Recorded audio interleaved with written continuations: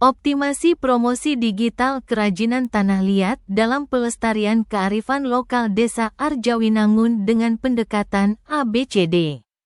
Pesatnya arus informasi dan era digital ini dapat membawa pandangan baru di dalam masyarakat terkait promosi kerajinan tanah liat untuk mempertahankan eksistensinya karena bagian dari kearifan lokal desa.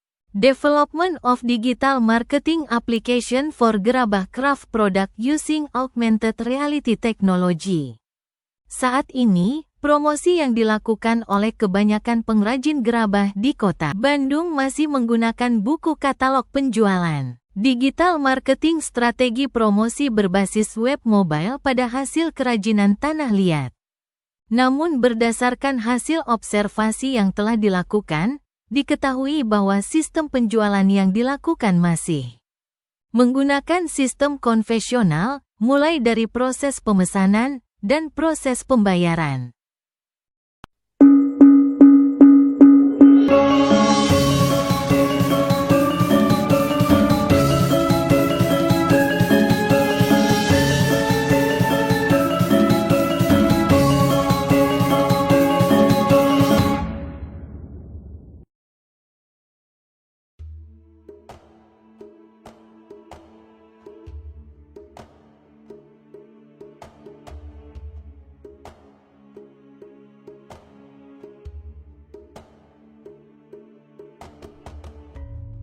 Gerabah Sambirata merupakan tempat produksi kerajinan tangan yang berada di Purbalingga.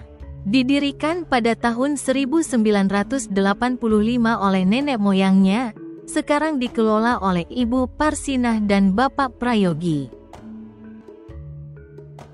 Ibu Parsinah adalah generasi penerus kedua dalam industri kerajinan tangan gerabah Sambirata.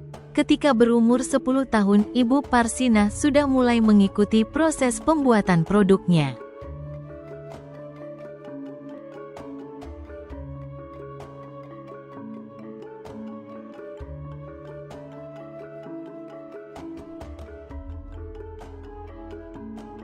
Bahan baku yang digunakan dalam pembuatan gerabah Sambirata yaitu tanah liat dan pasir. Bahan baku ini didapatkan dari pengepul yang sudah bekerja sama dengan industri Ibu Parsinah. Untuk proses pembuatannya masih dalam keadaan tradisional, untuk menjaga kelestarian budaya. Ada juga produk unggulan dari gerabah Sambirata, yaitu ciri, sangan, kendil, asbak, pot bunga, dan lain-lain tergantung dari pesanan konsumen.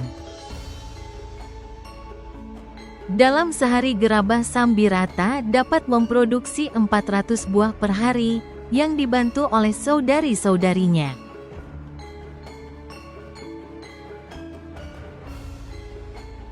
Selain memproduksi, Ibu Parsinah juga menjadi pengepul dari orang lain, yang didapatkan dari wilayah Jepara, Daerah Istimewa Yogyakarta, Purwakarta, dan Cilacap.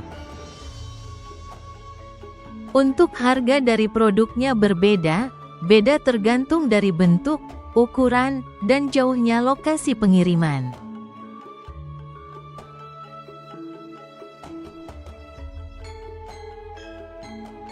Pada proses pembuatannya setelah dibentuk kemudian didiamkan untuk pengeringan secara manual.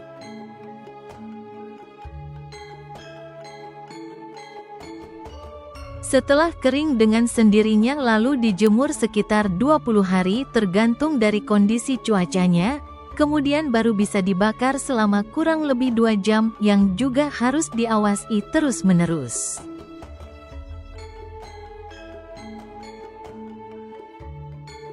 Ada juga kendala yang tidak dapat diprediksi, yaitu dalam musim hujan yang mengakibatkan proses pengeringan menjadi terhambat, kendaraan yang terkadang bermasalah ketika melakukan pengiriman.